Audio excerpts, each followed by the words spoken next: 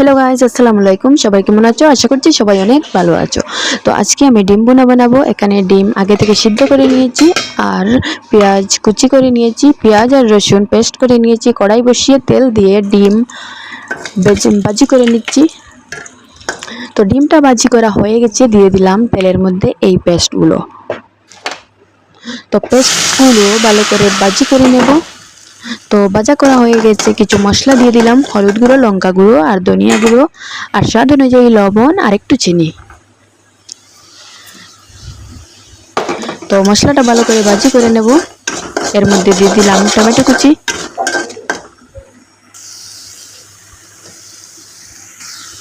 মশলাটা রেডি হয়ে গেছে, দিয়ে দিলাম সিদ্ধ করে ভাজা ডিম। তো ডিম রান্না কমপ্লিট হয়ে গেছে, এখন নামিয়ে আমি বাটিতে ঢেলে নিচ্ছি।